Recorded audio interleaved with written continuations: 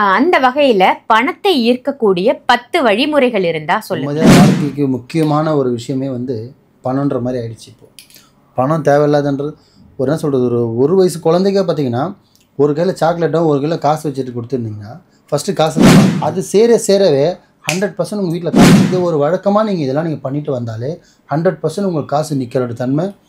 நீங்கள் பண்ணி பாருங்கள், இன்றைக்கி பண்ணி நாளைக்கு ரிசல்ட் வராது. குறைஞ்சது ஒரு 90 நாளில் உங்களுக்கே சின்ன சின்ன மாதம். ஒரு வருஷம் இப்படி இருந்துட்டோம்பா, இப்போ ஒரு 6 மாதம் இப்படி இருந்திருக்கேன்னா டிஃப்ரெண்ட் 100% தெரிய ஆரம்பிக்கும். ஏன்னா உங்களை நீங்கள் மாற்றுறீங்களே, உங்கள் ரெகுலரான வாழ்க்கையை லைஃப் ஸ்டைலை மாற்றும் போது உங்களுக்கு சேஞ்சஸ் கண்டிப்பாக தெரியும்.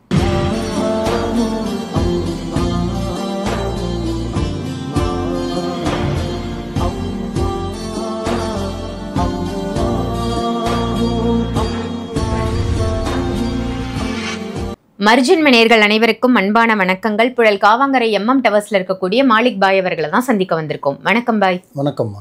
பாய், மக்களுக்கு தினம் தினம் நிறைய நல்ல தகவல் நீங்கள் கொடுத்துட்டு வரீங்க. அந்த வகையில் பணத்தை ஈர்க்கக்கூடிய 10 வழிமுறைகள் இருந்தால் சொல்லுங்களேன். பணம் இழுக்கக்கூடாது மக்களுக்கு பிரச்சனையே அதுதானே. நாட்டு மக்களுக்கு இல்லை, உலக மக்களுக்கே பணம் தானே பிரச்சனைங்க. நிம்மதியான வாழ்க்கைக்கு முக்கியமான ஒரு விஷயமே வந்து பணன்ற மாதிரி ஆயிடுச்சு. இப்போது பணம் தேவையில்லாதன்றது என்ன சொல்கிறது, ஒரு வயசு குழந்தைக்கே பார்த்தீங்கன்னா ஒரு கையில் சாக்லேட்டோ ஒரு கையில் காசு வச்சுட்டு கொடுத்துருந்தீங்கன்னா ஃபஸ்ட்டு காசு தான் வாங்குது. அந்த மாதிரில இப்போ மாறிடுச்சு. காசு இழுக்கக்கூட தன்மை ஒன்று, ரெண்டாவது தக்க வச்சுக்கிற தன்மை ஒன்று. இது ரெண்டும் ஒரு மனுஷனுக்கு தேவை சராசரியாக. இந்த ட்ரிப்ஸ் பார்த்தீங்கன்னா இப்போ நான் சொல்ல போகிறது வந்து இது வந்து ஹிந்துவாக இருக்கணும், முஸ்லீமாக இருக்கணும், கிறிஸ்துவராக இருக்கணும் அப்படின்லாம் கிடையாது. காமனாக யார் வேணாலும் பண்ணலாம். உங்களுக்கு தேவை அப்படின்னா நம்பிக்கை இருந்தால் நீங்கள் பண்ணலாம்.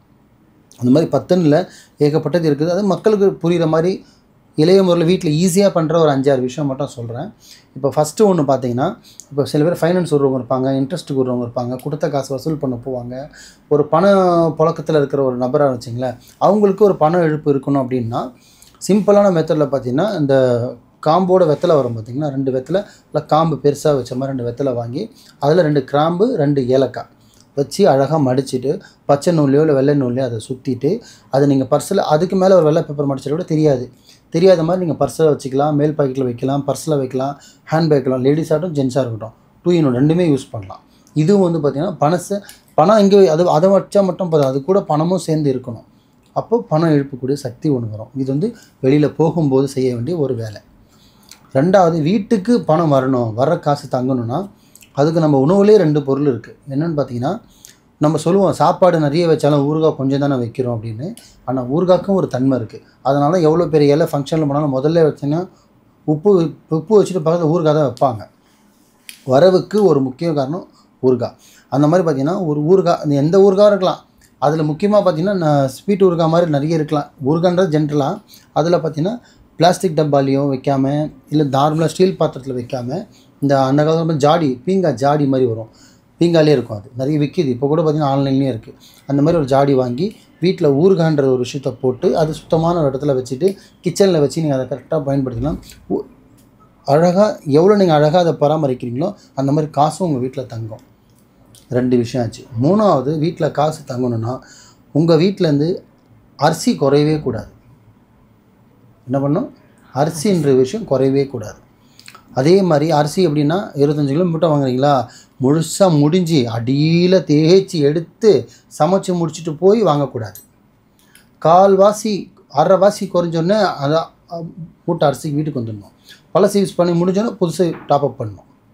அரிசின்றது வீட்டில் நிறைஞ்சிக்கிட்டே இருக்கணும். முக்கியமாக ஒன்று சொல்கிறேன், 2 ஆழக்கு எடுத்து நீங்கள் சமைக்கிறீங்கன்னா, நல்லா பெண்களுக்கு சொல்கிறேன், 2 ஆழாக்குன்னு சொல்லுவாங்க இல்லையா, 2 ஆழக்குன்னு 2 ஆழக்கோ 3 ஆழக்கோ 4 இல்லை அரையோ எவ்வளோ எடுக்கிறீங்களோ அது எடுத்து சமைக்க போகும்போது ஒரு பிடி ரைட் ஹேண்டை யூஸ் பண்ணி இல்லை லெஃப்ட் ஹேண்டை ரெண்டுமே சேர்த்த மாதிரி கூட கொஞ்சமாக எடுத்து தனியாக ஒரு பாக்ஸில் சேமிப்பு பண்ணணும். இன்றைக்கி 2.25 அளவுக்கு எடுத்துருக்குன்ற மாதிரி மைண்ட் செட்டுக்கு வந்துடணும். நீ சமைக்க போகிறது 2 தான், ஆனால் சேமிப்பு பண்ணுறது கொஞ்சம் ஒரு பிடி. இதை எடுத்து வைக்க பார்த்தீங்கன்னா, இப்போ ஒரு நாளைக்கு ஒரு தடவை எடுக்கிறீங்க, 60 நாளைக்கு 2 மாதத்துக்கு 60 தடவை எடுக்கிறீங்கன்னா அந்த 60 தடவை பார்த்தீங்கன்னா அதுவே உங்களுக்கு ஒரு 5 கிலோ தனியாக சேர்ந்துருக்கும். அதுதான் சேமிப்புன்னு சொல்லுவாங்க. அது சேரவே 100% உங்கள் வீட்டில் காசு நிற்கும். அரிசின்ற விஷயம் 2. 3வது ஒரு விஷயம் பார்த்திங்கன்னா, வீட்டில் தண்ணீர்ன்ற விஷயம் வந்து நீங்கள் எவ்வளோ லக்ஸரி லைஃப்பில் கூட வாழ்ந்துட்டு போங்க, அப்படி தட்டினா தண்ணி வரணும்னு கூட வச்சுக்கிங்களேன், எவ்வளோ லக்ஸரியாக கூட எடுத்துகிட்டு போங்க. ஆனால் எல்லாமே வந்து பார்த்திங்கன்னா ஈஸியாக அப்படி பிடிச்சி குடிக்கிறத விட, பிடிச்சி சமைக்கிறத விட, பிடிச்சி ஒரு பாத்திரத்தில் சேமிப்பு பண்ணி வைக்கணும். ஏன்னா இந்த நீருன்றது வந்து உருவாக்குறது கிடையாது, இயற்கை. மழைன்றது இப்படி இயற்கை மாதிரி அந்த நீருன்றது இயற்கையாக வர்ற விஷயம். அதை வந்து பார்த்திங்கன்னா அழகாக சேமிப்பு பண்ணி வச்சு அதை நீங்கள் பயன்படுத்த சமைக்கவோ குடிக்கவோ குளிக்கவோ நீங்கள் யூஸ் பண்ணோம்னா அதுவும் உங்களுக்கு இழுப்புத்தன்மை தரும். எவ்வளோ வீட்டில் நீங்கள் இதெல்லாம் சேமிப்பு பண்ணி வைக்கிறீங்களோ 100% பணம் நிற்கிற தன்மை இருக்குது. மூணாச்சுங்களா. 4வது ஒரு விஷயம், நீங்கள் பலகாரம் மீன்ஸ் ஸ்வீட் நீங்கள் சாப்பிடாம போங்க. ஆனால் சாமி படத்தாண்ட முடிஞ்ச அளவுக்கு ஃப்ரெஷ்ஷப்பாக வந்து ஒரு 1/2 கிலோ ஸ்வீட் வாங்கி கூட ஒரு நாளைக்கு ஒரு ஸ்வீட்டும் வைக்கலாம், இல்லை ஒரு டப்பா வாங்கி கூட வச்சுட்டு வீட்டில் ஸ்வீட்டுன்ற விஷயம் எப்போவுமே இனிப்புன்ற ஒரு விஷயம் இருந்துக்கிட்டே இருக்கணும். இனிப்பு இருக்க நீங்கள் நார்மலாக எங்கே வைக்கணும்னா பெட்டில் வைக்கக்கூடாது. ஒன்று ஹாலில், ஒன்று உங்கள் டைனிங் டேபிள் வைக்கலாம், இல்லை டீ டேபிள் மேலே வைக்கலாம், டிவி ஸ்டாண்ட் மேலே வைக்கலாம், இல்லை சுத்தமான ஒரு பால் வச்சு சாமி படத்தாண்ட கூட ஒரு ஸ்வீட் வைக்கலாம். இனிப்புன்ற விஷயம் வீட்டில் இருந்துக்கிட்டே இருந்ததுன்னா நீங்கள் சாப்பிடாம வீட்டுக்கு யார் வராங்களோ, குழந்தைங்களோ பெரியவங்களோ முடிஞ்ச ஒரு ஸ்வீட் எடுத்து கொடுங்க. வரவங்களுக்கு வெறும் அனுப்புறது திதிப்பு கொடுங்க, கொடுத்துட்டு வாங்க. இதை ஒரு வழக்கமாக நீங்கள் இதெல்லாம் நீங்கள் பண்ணிட்டு வந்தாலே 100% உங்களுக்கு காசு நிற்கிற தன்மை. நீங்கள் பண்ணி பாருங்கள், இன்றைக்கி பண்ணி நாளைக்கு ரிசல்ட் வராது. குறைஞ்சது ஒரு 90 நாளில் உங்களுக்கே சின்ன சின்ன மாற்றங்கள் தெரிய வரும். சம்பாதிக்கிற காசு கொஞ்சம் கொஞ்சமாக நிற்க ஆரம்பிக்கும். இப்போது 5 விஷயம் ஆச்சு. 6வது பார்த்திங்கன்னா ஈசானிய மூலையில் தண்ணின்ற ஒன்று வச்சிங்கன்னா கம்பல்சரி பார்த்திங்கன்னா தண்ணினா வந்து ஒரு பாட்டிலில் பிடிச்சி வைக்கிறது கிடையாது.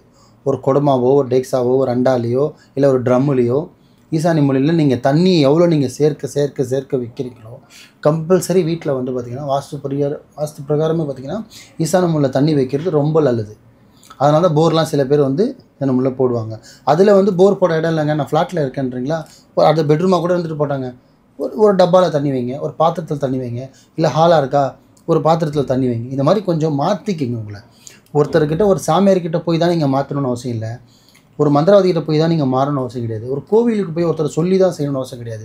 உங்களுக்கு நீங்களே சில விஷயம் நீங்கள் வீட்டில் மாற்ற நியூ லைஃப் நீங்கள் போக உங்களுக்கே ஒரு இழுப்புத்தன்மை வரும். நம்ம ஒரு வருஷம் இப்படி இருந்துட்டோம்பா, இப்போ ஒரு 6 மாதம் இப்படி இருந்திருக்கேன்னா டிஃப்ரெண்ட் 100% தெரிய ஆரம்பிக்கும். ஏன்னா உங்களை நீங்கள் மாற்றுறீங்களே, உங்கள் ரெகுலரான வாழ்க்கையை லைஃப் ஸ்டைலை மாற்றும் போது உங்களுக்கு சேஞ்சஸ் கண்டிப்பாக தெரியும். ஸோ ஈசான மூலையில் தண்ணி வைங்க. இப்போ 7வது ஒரு விஷயம் என்னென்னு பார்த்தீங்கன்னா, வீட்டில் இப்போ நார்மலாக வந்து ஒருத்தருக்கு தானம் பண்ணுறது, காசு கொடுக்குறது, சாப்பாடு வாங்கி கொடுக்குறது, இது ஒரு வகை. ஒரு ஆசிரமத்துக்கு நல்ல நாள், பிறந்த நாள், கல்யாண நாள், இறந்த நாள் மாதிரி ஞாபகமாக வச்சு அன்னதானம் பண்ணுறது ஒரு வகை. ரோட்டில் போகும்போது யாசகம் கேட்குறவங்க கொடுக்குறது ஒரு வகை. யாசகம் கேட்கும்போது காசாக கொடுக்காம உணவு வாங்கி தர்றது ஒரு வகை. இது வெளியாளுக்கு யாருனே தெரியாமல் உங்களோட யாசகம் கேட்குறவங்க நீங்கள் செய்கிறீங்க.